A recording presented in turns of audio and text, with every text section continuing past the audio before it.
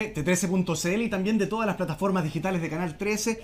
¿Qué tal, José Carlos Pérez? Estamos aquí para hablar de temas internacionales durante esta jornada. La caravana migrante ya llegó a la frontera entre México y Estados Unidos. Vamos a conversar sobre la tensión que hay en la frontera y para eso, como les decía, estábamos junto a José Carlos Pérez, editor del área internacional de Tele13. ¿Qué tal? ¿Cómo estás, Sebastián? Bueno, ¿cómo están todos nuestra audiencia? Bueno, como tú dices, ya la gran parte de lo que es la caravana de migrantes que partieron el 13 de octubre desde la localidad de San Pedro Sula, en Honduras, ha llegado ya a la frontera con Estados Unidos, a la ciudad de Tijuana específicamente, en lo que es el estado de Baja California. Esto es en el oeste, digamos la frontera oeste, digamos, de Estados Unidos con México, y cercano, digamos, a lo que sería la ciudad de San Diego, digamos, claro, en California, en Estados Unidos. Esta ha sido una caravana que ha recorrido en ruta, digamos, un equivalente a 4.400 kilómetros más o menos, es bastante, en poco más de un mes, pero no todos han llegado. Claro. Hay muchos que todavía están, digamos, cerca, digamos, por ejemplo, en la localidad de Mexicali, que es una localidad también cercana, digamos, a 180 kilómetros más o menos de Tijuana, y otros que están todavía más al sur en México, y además recordemos que otras caravanas se han ido sumando, digamos, a esta ola. ¿Te parece que pasemos a revisar inmediatamente algunos datos de contexto? Perfecto. En particular, la ruta que han hecho estos migrantes, tú ya lo decías, y lo pasamos a revisar, señor director Jorge, que tiene que ver con la ruta que han hecho estos migrantes. Ya llegaron entonces a la frontera, partieron de Honduras, ahí la localidad de San Pedro Sula. El día ¿verdad? 13 de octubre parten desde la localidad de San Pedro Sula, en Honduras, que además es una de las ciudades más violentas del mundo, una de las ciudades más violentas de América y del mundo, donde hay gran presencia de maras y de narcotráfico, muchos de ellos amenazados, digamos, muchos de ellos viviendo en un contexto de mucha violencia, y partieron desde ese lugar, llegaron el día 19 de octubre a Tecunumán, que es la frontera entre Guatemala y México. José Carlos. Se fueron uniendo migrantes de otras partes. Sí. Eso, si vamos parando un poquito, porque la gente nos pregunta en Facebook, ahora que están viendo este mapa, ¿por qué la gente se va? Nosotros ya lo habíamos repasado en otras transmisiones, pero es importante retomar el tema de la violencia y también el tema de la pobreza. El tema de la violencia, la pobreza, el narcotráfico, en el caso de Honduras, en el caso de Guatemala, en el caso de El Salvador, son países además, como tú bien decías, con un contexto importante además de pobreza, y mucha gente además que tiene parientes ya viviendo en Estados Unidos y que además significan un apoyo importante económico para ellos. Claro. Son países además que están entre los más del mundo, por lo menos en el caso de Honduras y el caso de El Salvador, están entre los 5 países del mundo con mayor índice de homicidios. Ya, claro. Sí, para darte una idea, Honduras, que ha bajado incluso su tasa de homicidios en los últimos años, y en la última medición está un poco más de 40, digamos, homicidios por 100.000 habitantes. Ten en cuenta que en Chile más o menos es de 3, o sea, es 10 veces, más de 10 veces más, por ejemplo, lo que tenemos acá en Chile. Chile tiene la tasa más baja, digamos, de lo que es América Latina. Y ahora entonces ya, teniendo conocimiento de por qué se fueron, llegan entonces a la próxima ciudad, Tecunumán. Tecunumán, llegan a la frontera y ahí claro. ¿Podemos retroceder ese pedacito para ver el recorrido? Habría que retroceder un poco. Ahí lo vamos a revisar un poquito más atrás. Claro, hay que pasarlo entero. Perfecto. Llegan a esa ciudad y ahí parten, digamos, nuevamente a un recorrido que en total, en ruta, digamos, ha sido de 4.400 kilómetros desde San Pedro Sula hasta llegar a Tijuana, que es la frontera entre México y Estados Unidos. Te digo en ruta porque esto... si hubiera un vuelo directo sería menos, ¿ya? Línea recta. Pero claro, en línea recta son algo así como 3.500 kilómetros, pero en este caso, como tienen que ir en ruta, tienen que ir por distintos caminos, han recorrido 4.400 kilómetros. Muchos de estos migrantes que ya llegaron, no todos lo hicieron caminando, eso hay que tenerlo en cuenta también. Hubo trayectos que muchos lo hicieron en bus, en camión, haciendo dedo. Por eso también un poco la caravana se ha partido, entre comillas. Claro. Hay gente que ya llegó, gente que está más atrás, gente que incluso ya la pilló la segunda caravana y que están por ejemplo, en estados del norte de México como Sinaloa, ya. Y en este caso, claro, son aproximadamente 3.500 los que llegaron ya a Tijuana, a los que se unen otros que estaban en Mexicali, con lo cual ya serían unos 6.000 más o menos. Claro. Esto son como 3.000 los que partieron el lunes de Mexicali, claro, y ya van a llegar durante estos próximos días. Claro, ya están llegando, ya han llegado casi la mayoría. Y como se mostraba en la gráfica, justo en el punto anterior, esto equivale en ruta, por ejemplo, a un recorrido entre Arica y Coyhaique. En ruta también. En ruta, o sea, pensando en los pasos habilitados. En los pasos habilitados, en las carreteras. No yendo directo por una línea recta. Claro, o sea, por ejemplo, si un chileno quiere, o cualquiera de nosotros quiere caminar, digamos, por tierra, irse por tierra, de Arica a Coyhaique, claro, ese más o menos el mismo recorrido que están haciendo en este caso los migrantes. Es un recorrido incluso más grande que, por ejemplo, que ir de Santiago a Río de Janeiro. Claro. O sea, parte de una idea, digamos. No, realmente es una tremenda travesía la que están haciendo, en malas condiciones también. O sea, imagínense lo que es no dormir en una cama durante semanas, porque partieron hace más de un mes y medio ya. No han tampoco tenido servicios básicos, tienen algunos también albergues donde ellos han podido comer, claro. La gente les ha dado medicinas, pero no deja de ser un momento complicado para su salud también, para los que viajan con niños, que esto le agrega mucho más drama a la situación. Así es. Hay mucha carencia e incluso ahora hay brotes de violencia. Claro, así es. Lo que pasa que, a ver, en este recorrido, digamos, en muchas ciudades se han habilitado campamentos especiales para que ellos puedan tener al menos algunos servicios, ya especialmente para la gente, niños, enfermos, digamos, claro. que han viajado, que están viajando.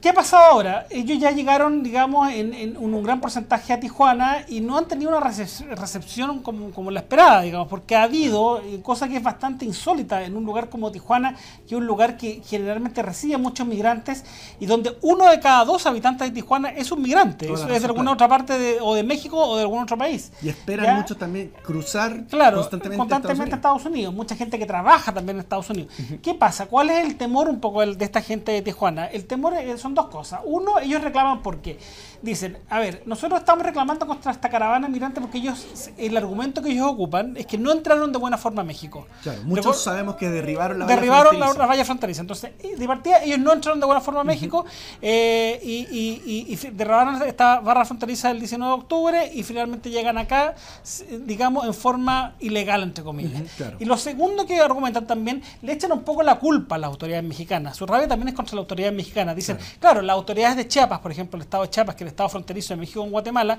los acogieron, les dieron todo, les dijeron sigan su ruta, pero claro, porque ellos sabían que no se iban a quedar acá. Claro. Entonces, al final, ellos, la queja un poco a la gente, y también contra el gobierno central, la queja un poco a la gente de Tijuana es decir, al final nosotros tenemos que hacernos cargo de esta caravana migrante porque ellos no van a poder seguramente entrar a Estados Unidos con la cantidad de restricciones que está poniendo el gobierno de Donald Trump, digamos, incluso de prohibirle el asilo a gente que entre ilegalmente, digamos, a Estados Unidos, ya no darle asilo, que es un decreto que ahí está dando vuelta. Claro.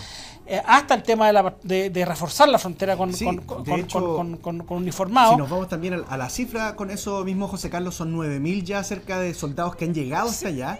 Al final son menos, son menos porque inicialmente iba a ser 9.000, pero bajaron las cifras, ya, pero igual es una cantidad importante. Y lo otro es que han puesto alambradas. Así es. Pusieron alambres de púas para reforzar ciertos sectores y en el fondo forzar a los inmigrantes para que se dirigieran a los checkpoints, a los puntos de control. Digamos. Así es, entonces es muy complicado, o sea, lo que dice la gente de Tijuana, lo que dicen los habitantes de Tijuana, a ver, acá al final nadie se hizo cargo del tema de la caravana migrante, no se hicieron cargo en la frontera de México con Guatemala, no se hicieron cargo cuando llegaron a Ciudad de México y no se van a hacer cargo en Estados Unidos, porque es muy difícil que puedan entrar. Entonces, ¿qué hacemos con 6.000 migrantes, 7.000, 8.000 que pueden llegar en los próximos días hasta 10.000?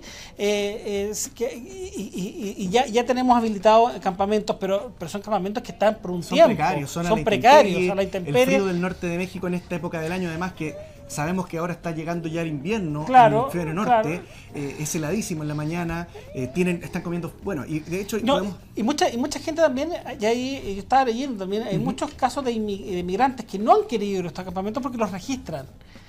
Lo hacen registro y no quieren ser registrados, entonces terminan durmiendo en la playa o durmiendo en la plaza pública. Entonces se ha provocado un problema ahí. Ahora, también hay que decir, y hay que ser justo, que mucha gente en Tijuana también los está apoyando. Sí.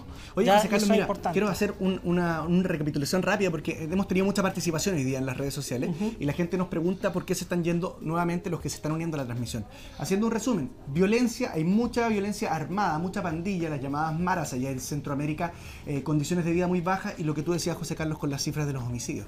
Claro, o sea, son altas tasas de homicidio, principalmente por pandillas ligadas, digamos, al narcotráfico, y trabajan incluso para carteles de la droga, carteles que muchas veces se mueven en México, digamos, y que son los que entran la droga, digamos, después de Estados Unidos. Ya eso tenerlo en cuenta. Condiciones son países más bien pobres, a ver, por darte una idea, en lo que es el índice, por ejemplo, de desarrollo humano del PNUD, Honduras ocupa el lugar 133, ya entre 196 países, o sea, muy abajo. Ahí lo tenemos. Mucho más abajo incluso que Bolivia, que por ejemplo que es el país dentro de los 10 países, digamos, de Sudamérica, bueno, sin contar Guyana y Surinam, está el más bajo, digamos. Honduras está aún más abajo, ya para entender eso. Y José Carlos, me gustaría también comentar ese episodio que pasó con esta mujer que rechazó los frijoles y que también generó tanta protesta, que en el fondo es como el ícono de la rabia que tienen los mexicanos, cierto grupo de mexicanos, contra los migrantes allá en Tijuana. Claro, hay que también tener en cuenta que el alcalde de Tijuana también es más bien conservador y está, digamos, un poco con la posición de o sacar a los migrantes o que alguien más se haga cargo de ellos. Claro, lo que tú decías, el caso de esta mujer, por ejemplo, que se quejaba en este caso de la comida, bueno, hay que entender también una situación humanitaria, ¿eh? Yo creo que es muy difícil también para una persona estar más de un mes y medio comiendo en esas condiciones. No tiene una cama para descansar, sin no baño, duchar, claro, no te puedes duchar, caliente. claro, entonces también yo creo que eso termina explotando de alguna forma. Ellos dicen, ¿cuál es el argumento de los migrantes? Y lo hemos podido ver en los últimos días. No solo son migrantes hondureños, también hay guatemaltecos, salvadoreños de otras partes de Centroamérica. El argumento de ellos, nosotros no nos queremos quedar acá, no nos queremos quedar en Tijuana. Estamos de paso acá en Tijuana. El tema es que son tan las restricciones para poder entrar a Estados Unidos. Trump está diciendo, yo no le voy a dar asilo a ningún inmigrante que entre en forma ilegal. O sea, tienen que esperar a que se procese su solicitud. Y se puede durar meses. ¿Y qué significa entregar legalmente? Entregar legalmente significa entrar con un pasaporte y una visa, cosa que los migrantes no lo tienen. ¿Entiendes? Sí. ¿No? Entonces, precisamente porque no querían que nadie supiera quiénes son los que van a entrar. Claro. Y también revisemos también otra gráfica que tenemos que tiene que ver con la frontera. ¿Cómo es la frontera entre Estados Unidos y México? Eso es un punto bien importante. ¿Por qué es tan importante entender un poquito esta gráfica? A ver, la frontera de Estados Unidos y México tiene 3.145 kilómetros. Gigantesca, probablemente. Que va desde el oeste, digamos, de que es... Una de las más grandes del mundo, también con la que tiene China, por ejemplo, con Rusia. Sí, la de Chile es más pequeña, un poco la de Chile y Argentina es la más grande continental, digamos, de América. del mundo, de la región. De América. Ya. La de Estados Unidos y Canadá es más grande, pero tiene los lagos, entonces tiene una cosa discontinua, pero forma en lo que es, digamos, territorio continente, la de Chile y Argentina es la más grande de América. ¿Ya?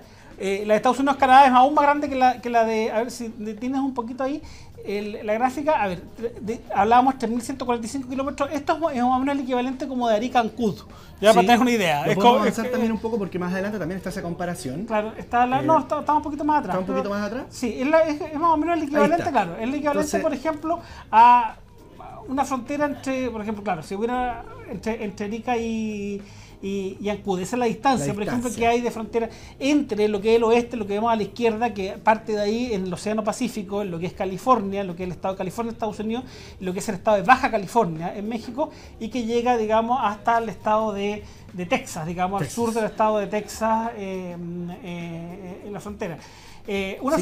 Sigamos viendo una frontera que está en 900 kilómetros, tiene barreras, o sea, una valla, un alambre, un pequeño muro. Se habla mucho del muro de Trump, pero ya hay una especie de muro, o sea, ya hay 900 kilómetros donde hay construidas barreras importantes. Barreras físicas de cierta dificultad. Claro.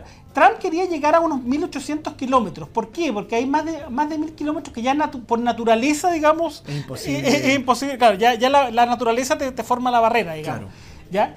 Eso, por ejemplo, todos esos puntos rojos son las barreras ya construidas, que especialmente en las zonas más críticas, en las zonas donde hay más tránsito, en este caso, por ejemplo, el estado de California, el estado de Arizona, que es el estado vecino. Claro, y ya más allá no hay porque está el desierto. Ya es desierto, especialmente en lo que es Texas, lo que es el estado de Chihuahua, en Estados Unidos, perdón, en México, que es fronterizo con el estado de Texas, en Estados Unidos. Sigamos avanzando un poquito. Esto, por ejemplo, son los prototipos del muro que ha querido construir Trump, digamos. Trump, que en el fondo lo anunció con bombos y platillos. Y que al final no se ha podido concretar. Ni siquiera aprobar el presupuesto. Claro. Y esto es importante, es la frontera más transitada del mundo. Wow. La frontera entre Estados Unidos y México Ese es un muy buen dato. La frontera más transitada del mundo. ¿Por qué? Porque mucha gente que pasa, digamos, a ver, si puede seguir el director, ahí son 350 millones de cruces de personas legales al año. ¿Qué significa esto? Son 350 millones de movimientos que se producen. Claro. Muchas de esas 350 millones eso es una persona, ¿me entiendes? A lo mejor se puede contar, puede hacer 30, 40 cruces en el año, ¿me entiendes? O 50 o 100 cruces en el año. Por alguna razón, imagínate que trabaje en el área mexicana de la frontera. Es muy común. San Diego. Es muy común. Claro. Pasa porque tuvo mucho en la frontera entre Tijuana y San Diego, y pasa también entre El Paso y Ciudad Juárez. Digamos que mucha gente, mexicanos que tienen permisos para trabajar por el día y van a trabajar a Estados Unidos y vuelven a México después. Y ahí tenemos también lo que tú decías, los puertos de entrada. Hay 330 checkpoints. Claro, checkpoints, puertos de entrada, digamos, en esta frontera de más de 3.000 kilómetros. Y ahora sí los pasos más conocidos. Que siendo los más importantes, los de mayor tránsito, digamos, de estos 350 millones, por ejemplo, que hablábamos, más de 50 millones de esos, o sea, casi alrededor de casi un 20% de todos esos cruces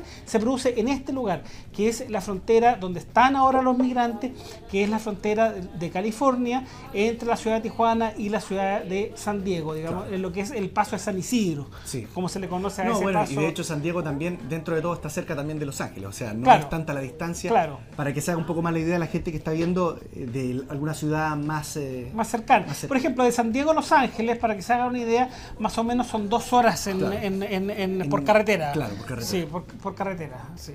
Y allí están entonces los migrantes, tú decías 50 millones entonces de cruces. Y el otro cruce que es el más importante, el cruce que está en Texas, digamos, entre la ciudad del Paso en Estados Unidos y Ciudad Juárez en México, que además es una ciudad muy grande. Ultra conocida por Juan Gabriel.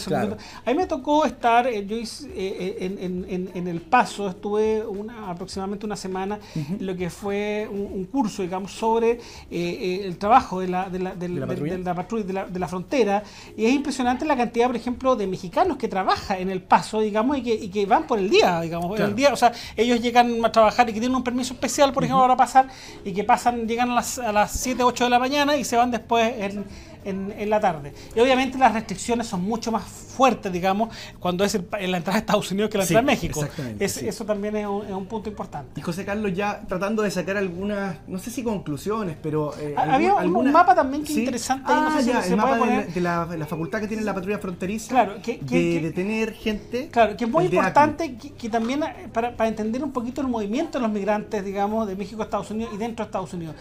La patrulla fronteriza funciona en lo que es... queremos pasar a ver, para que sepan, es un mapa donde se ve en color rojo toda la parte donde la patrulla fronteriza tiene jurisdicción, digamos, de detener a una persona, ¿verdad? Claro. Eso es José Carlos. Y lo tenemos en ACLU, es una página web, ahí está abierto y lo podemos revisar, lo vamos a pasar a revisar ahora a continuación. Es parte de los apoyos que tenemos para poder hacernos una idea de lo complicado que es, y las facultades también que tiene la patrulla fronteriza allá entre México y Estados Unidos, y ahí lo estamos revisando. Ahí está. Claro, por ejemplo, es una cosa interesante, la patrulla fronteriza tiene de alguna manera jurisdicción sobre lo que son las 100 millas, desde cualquier límite de Estados Unidos, marítimo o terrestre, son 150 kilómetros, de ahí para adentro. El tema que en esos 150 kilómetros, que es todo el borde, digamos, rojo, costero, todo, claro, que es borde costero y terrestre de Estados Unidos, vive 2/3 de la población de Estados Unidos. Ya es interesante. Claro.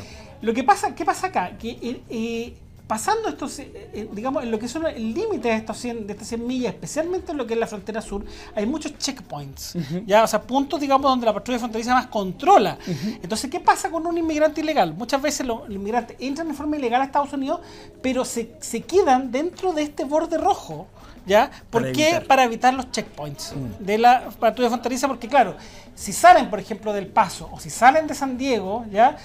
Por ejemplo, de San Diego a Los Ángeles hay checkpoints, ¿me entiendes? O sea, salen de San Diego, por ejemplo, a la ciudad de San Diego, y ya te vas a encontrar con un checkpoint, digamos, en la segunda fronterizo, antes de, por ejemplo, para llegar a Los Ángeles. Lo mismo pasa en El Paso, Texas. Saliendo del Paso, Texas, ya camino, digamos, a otras ciudades, por ejemplo, a camino a Dallas, en el caso de Texas, hay checkpoint, digamos, de la patrulla fronteriza donde hay un nuevo control de los inmigrantes. Claro. Entonces, ¿qué pasa con muchos de estos inmigrantes que se quedan dentro de lo que son estas 100 millas, digamos, esta zona, y no se mueven de ahí? Y ahí tú me contabas que está Florida entero. entero. O sea, claro, en ese caso, por ejemplo, todo el estado de Florida está dentro, digamos, de lo que... Porque claro, es como les decíamos, no es solamente el límite terrestre, también el límite marítimo. En el caso de Florida, por ejemplo, que es una península que tiene mar por los dos lados, ya esas 100 millas ya se cubren completamente, digamos, de lado y lado, y al final entra, digamos, en todo lo que es claro. Digamos, el control de lo que es la patrulla fronteriza. José Carlos, y ya para ir sacando algunas luces sobre lo que podría pasar con estos migrantes, más que nada. ¿Cuál es la posibilidad real de que pasen hacia Estados Unidos? Es muy baja, es muy engorroso el proceso para poder pedir asilo de forma legal, y si lo hacen a la fuerza, sabemos que va a haber una violencia posible. O sea, claro, ese es el tema. Al enviar soldados, al enviar uniformados, el gobierno de Trump claramente está dando una señal fuerte de que se puede desatar una situación de violencia, ¿ya? Y ya, por ejemplo, lo dejó muy claro la asesora de seguridad Kristen Nielsen, que comentó ayer, por ejemplo, el problema no está de este lado, el problema está del otro lado. Dice. Sí, o sea, como ya en el fondo, mira, nosotros el problema no lo vamos a tener nosotros, el problema lo tiene México porque acá no van a entrar. O sea, hay casi un tema de tolerancia cero. Yo creo que es clave también después como para destrabar esta crisis la llegada del nuevo gobierno mexicano. Recordemos que en un par de semanas más ya Andrés Manuel López Obrador asume como presidente de México, y yo creo que él puede también ahí tratar con Trump de lograr algún acuerdo para destrabar esta crisis, que obviamente de alguna manera hay que hacerlo, porque si van a seguir llegando las caravanas y vamos a tener 10.000, 15.000 migrantes, una época, la verdad es que lo conversábamos, si es que esto se va a transformar como una especie de migración estacional como la que ocurre en el Mediterráneo. Esto tiene que en el fondo solucionarse de alguna forma, los países tienen que unirse, lograr ciertos acuerdos, cosa que Europa no ha logrado, y que siguen peleándosela, y siguen habiendo muertes en el Mediterráneo, siguen habiendo, no sé, chequeos arbitrarios, también... Cuando en Europa debería ser más fácil, porque además hay una Unión Europea, hay políticas comunes que al final no se cumplen, pero en este caso la política inmigratoria no es común, entonces cada país aplica la ley de acuerdo a su antojo, entre comillas, entonces lo que aplica y que tiene que ver muchas veces también con el gobierno de turno. Y además que ahora el gobierno que viene en México no va a ser muy fácil para Trump. Va a haber convulsión, porque igual AMLO es de bastante tirado a la izquierda.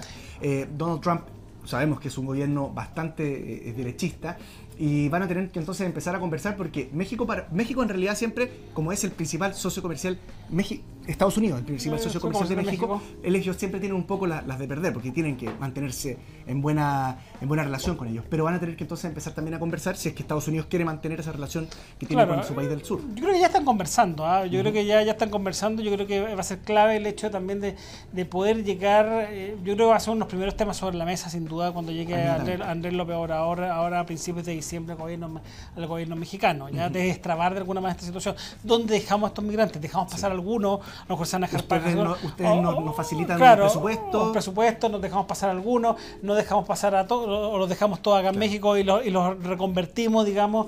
Construimos infraestructura, qué sé yo. De hecho, por ejemplo, ya habían muchos avisos de trabajo para migrantes en Tijuana hoy día. Había una feria de trabajo. Más o menos 10.000 puestos ofrecían, y muchos se podían quedar. Claro, entonces eso también, y eso un poco, a ver, Tijuana es una ciudad que también se ha construido un poco por eso, por muchos migrantes que se han quedado a vivir ahí. Muy manufacturera. El tema ahora es que hay una cantidad que es bastante importante, que hay que ver cómo lo reubicamos. Hay un punto de la gente de Tijuana que dice, oye, al final México nos tiró todo el problema a nosotros. No sé si es el problema, pero nos tiró digamos, por lo menos este tema, digamos, al final lo estamos asumiendo completamente nosotros. No lo asumió la gente de Chiapas, no lo asumió la gente de Ciudad de México, no lo asumió la gente de ninguno de los estados donde ellos pasaron. Entonces, lo más probable ahora es que ellos se queden trabajando en estos puestos, que en la hotelería, en la manufactura y en Tijuana, o que se devuelvan a otras ciudades mexicanas, que intenten pasar. ¿Cómo lo ves tú? Claro, yo creo que eso va a pasar al final. Yo creo que se van a distribuir un poco por México. Yo creo que a lo mejor va a haber algunas peticiones de asilo que sí se van a poder, se van a aprobar, pero la minoría a lo mejor en Estados Unidos, porque está muy Trump con el tema de que la gente entre legalmente en el fondo al país. Lo que se ve menos factible es que se devuelvan a sus países. Yo creo que ese es el tema. O sea, porque, ya no hay posibilidad. Porque ellas huyen de la violencia, huyen de la pobreza, huyen, digamos, de condiciones de vida que son bastante... es dramático, ese es el tema. O sea, tienen que realmente yo creo que es gente que tiene que estar muy desesperada para hacer esto, porque es una travesía peligrosa. No es solamente larga, sino peligrosa. Me gustaría, ojalá poder desentrañar un mito que yo he escuchado mucho, que se repite: ¿quién está financiando esto? ¿Quiénes son los que tienen intereses en esto? ¿Realmente es así? O sea, para que una persona, ¿cuánto dinero te tendría que ofrecer para que tú te quieras salir de tu país? Realmente no, yo creo que es poco probable. No hay tampoco pruebas de eso. Algunos decían que los demócratas, que el gobierno. Pero eso se usó mucho en la campaña. Sí. Eso se usó mucho en la Como campaña. Fake news de campaña. En la campaña política. Fue un tema que se cruzó mucho en la campaña, en lo que fue las pasadas legislativas. Al final yo creo que Trump algo también le resultó un poco este tema del discurso antimigrante, especialmente en los estados, digamos, donde él tiene una base fuerte de apoyo. Ya, pero claro, ahora el tema ya obviamente ha bajado de intensidad en Estados Unidos por el mismo tema de la campaña. Claro. Ya no haber campaña, baja un poco de intensidad el tema, y porque ahora se está concentrando en México. Claro. Básicamente eso. Bueno, amigos, vamos a dejar hasta acá entonces esta conversación, este análisis que hacíamos junto al editor del área internacional de Tele 13, José Carlos Pérez. Le damos las gracias, José Carlos, por haber conversado con nosotros, y estén atentos a t13.cl y a todas las plataformas digitales del 13 para más contenidos. Pronto nos vamos a estar reencontrando. Hasta luego. Muchas gracias.